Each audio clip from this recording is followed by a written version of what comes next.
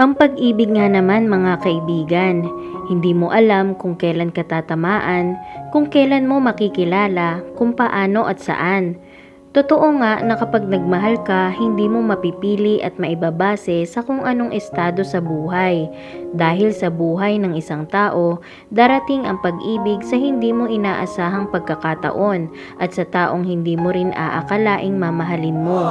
Ating kilalanin si Ara, ang mayamang babae na minaliit ang isang utility clerk, na siya din palang bibihag sa kanyang puso. Ating alamin ang ending ng kanilang love story, kung happy ba o walang forever. Isang patunay ang kwentong ibabahagi ko sa inyo ngayon na tiyak aantig sa inyong mga puso at siguradong kapupulutan ninyo ng mga aral. Ngunit bago natin simulan ang kwentong ito, kaibigan, kung ikaw ay bago pa lamang sa aking channel, ay baka maaari mong i-click ang subscribe button at ang notification bell upang makasama ko kayo sa mga susunod na kwento ng buhay. Si Ara ay isang anak mayaman. Lumaki siyang, sabi nga nila, ay may gintong kutsara sa bibig. Ni minsan ay hindi niya naranasan ang hirap sa buhay. Sanay siya sa mararangyang bagay at masasarap na pagkain. Ang kanyang magulang ay may malaking kumpanya na balang araw ay siya ang magmamana. Isang araw mga kaibigan, naisipan ni Ara ang magtungo sa kumpanya ng kanyang magulang. Papasok pa lamang siya sa opisinang inilaan sa kanya ay nakabungguan niya ang isang lalaki. Muntikan na siyang bumagsak sa lakas niyon. Napasigaw si Ara, "Hindi ka ba tumitingin sa nilalakaran mo?" Pagalit na sabi ni Ara at nang humarap siya ay natigilan siya nang makita ang mukha ng lalaki. Gulat ang gwapong mukha ng lalaking nasa harapan ni Ara. Matangkad ito, may maamong mukha at matangos na ilong. Nakasuot ito ng uniforme na may nakalagay na utility clerk. Napalunok si Ara dahil aminado siyang gwapo ang lalaki. Yumuko ang lalaki at nag-aalalang sinabing, "Pasensya na po ma'am, hindi ko ho kayo napansin." Humalukip-kip si Ara. "Anong pangalan mo?" "Edward po ma'am, utility clerk po ako. Bago lang kasi ako kaya hindi ko pa kabisado ang buong building." "Alam kong utility clerk ka. Kitang-kita naman nakasulat sa uniforme mo." Natatawang sabi ni Ara. Parang napahiya si Edward kaya yumuko ito at umiwas ng tingin. "Ako nga pala si Ara, anak ako ng may-ari ng kumpanyang ito." Nagulat si Edward at muling humingi ng pasensya kay Ara. Hiyang-hiya ito sa nangyari. Napabungis-ngis si Ara sa reaksyon ni Edward. Pumasok siya sa opisina at kinausap ang sekretarya. Napag-alaman niyang si Edward pala ay kasalukuyan nag-aaral habang nagpa-part-time sa kanilang kumpanya. Hindi alam ni Ara ang dahilan kung bakit gusto niyang malaman ng iba pang impormasyon patungkol sa binata. Hindi maipaliwanag ni Ara ang kakaibang nararamdaman. Halos araw-araw ay naglalagi siya sa opisina kahit wala naman siyang gagawin. Madalas din niyang ipatawag si Edward para utusan nito ng kung ano-ano.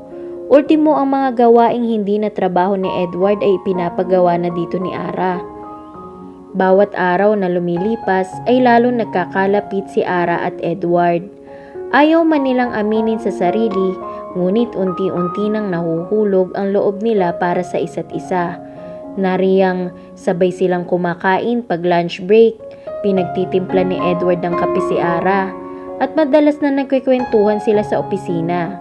Marami tuloy empleyado ang nagbubulong-bulungan at tila pinag-uusapan ang biglang pag-usbong ng romantikong relasyon sa pagitan ni Ara at Edward.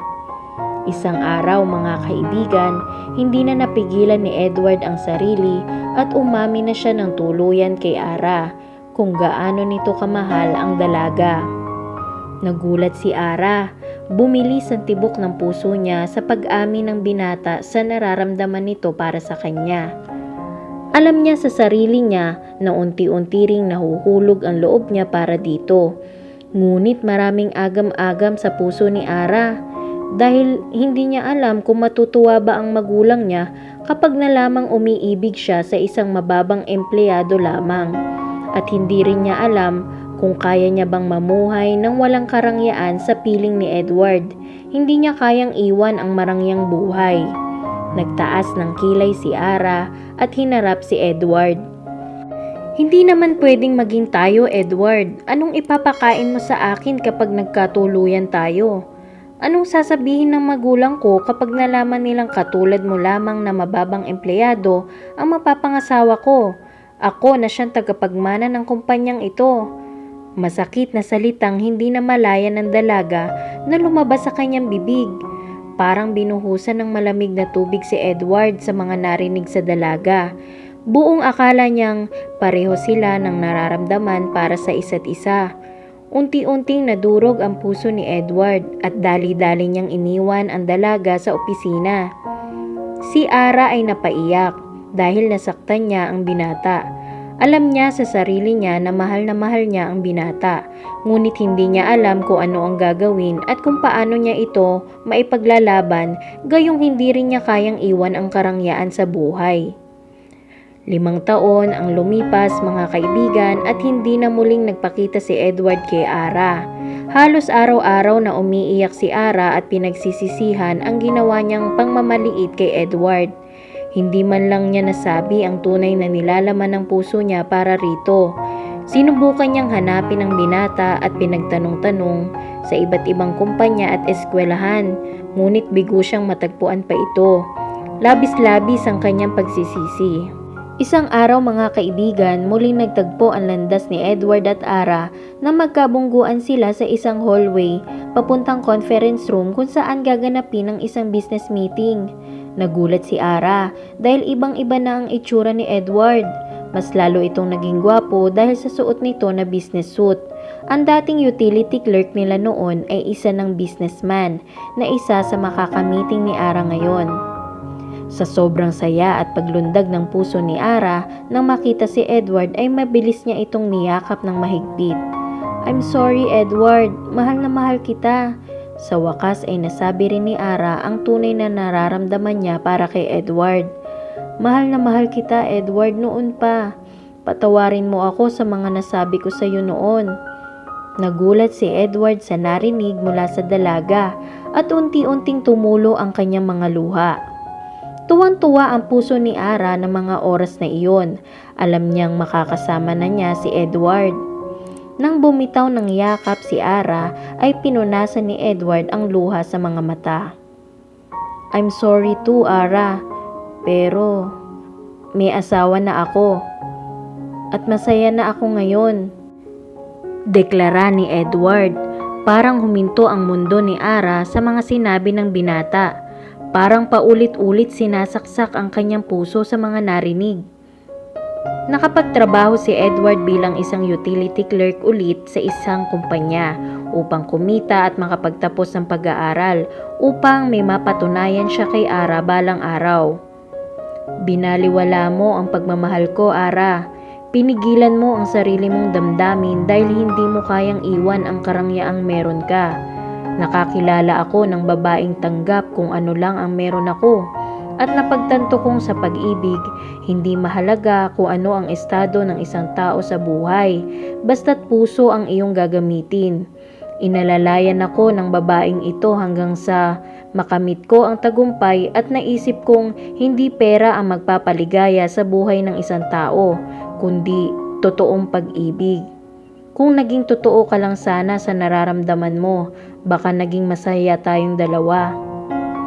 Iyon lamang at tumalikod na si Edward at tuluyang iniwan si Ara.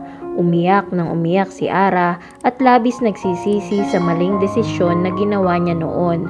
Nagbigay iyon ng aral sa kanya na hinding-hindi niya malilimutan sa kanyang buhay. Kaya't mga kaibigan, ating alalahanin na kung tayo ay iibig, hindi mahalaga kung ano ang estado sa buhay ng ating mamahalin. Bagkus, dapat nating ipadama ang ating nararamdaman at nararapat na pagtulungan ng isa't isa na makamit ang kanya-kanyang pangarap at tagumpay. Sabi nga nila, totoo na hahamakin ng lahat para sa ngalan ng pag-ibig upang lumigaya. Sana ay nagustuhan mo ang kwentong ito. Hanggang sa susunod nating kwentuhan.